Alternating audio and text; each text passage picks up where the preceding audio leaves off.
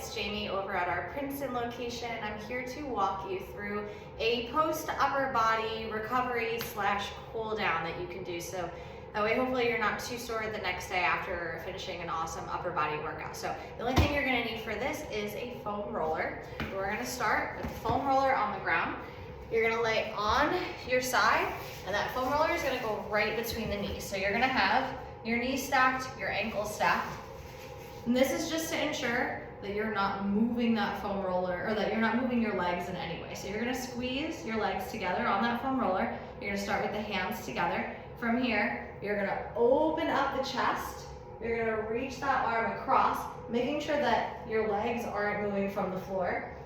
And then you're gonna reach back over. So we're just getting that upper body mobility here, opening up, and then reaching back. And I'm probably gonna do like 10 to 15 on each side, just getting some solid movement here.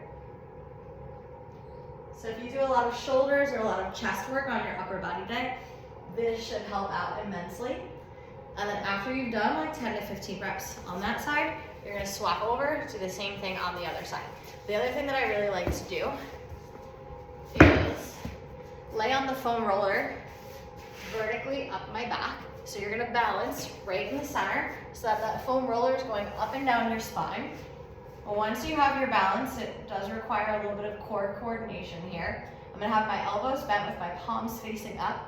I'm gonna extend the arms and then rebend. And what I'm doing here is just letting the chest naturally open up. Give yourself a little bit of space on either side. And again, same thing, like 10 to 15 reps here.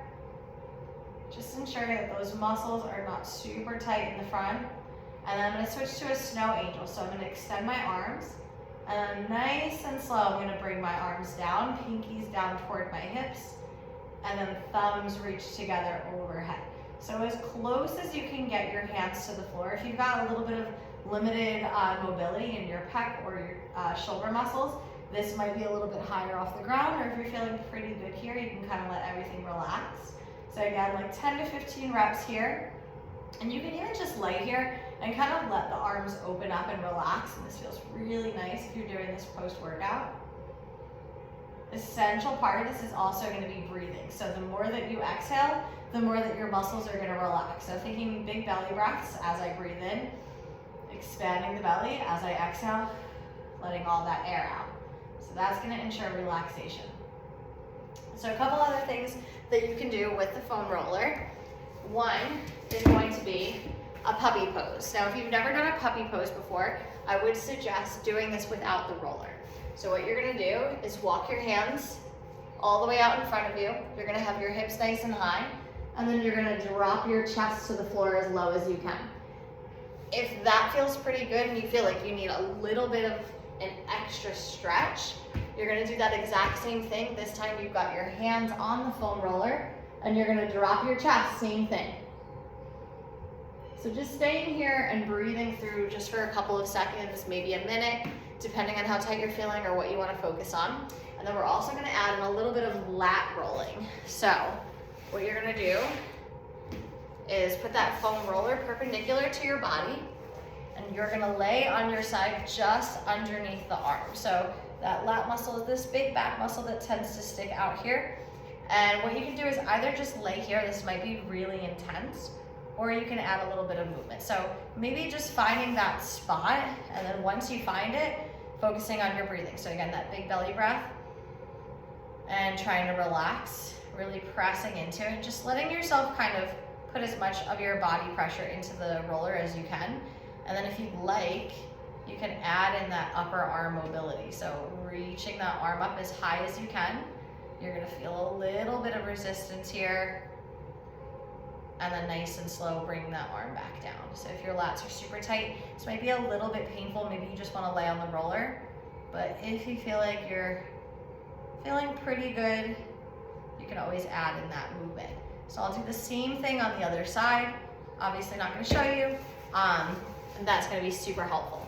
The other big thing, and you don't need the roller for this part, the other big thing is that a lot of the time when we're holding onto dumbbells, barbells, cable machines, etc., we use a lot of grip strength. So your forearms might feel super tired, super tight. I always like to put in a little bit of wrist mobility into my sessions. So I would say start with your palms on the floor, and you're just gonna lean from side to side, putting a little bit of weight into each wrist. And as you lean, you're gonna start to turn the opposite hand out to the side until eventually you're gonna end up with your fingertips facing toward your knees like this. So depending on how your wrists and your forearms feel, you can kind of lean back, sitting your hips to your heels, and just get that nice stretch through the front of your forearms. Maybe leaning from side to side. And then nice and easy, make your way back to the front. So again, just putting some gentle pressure into each wrist. Think about spreading your fingers as wide as you can here.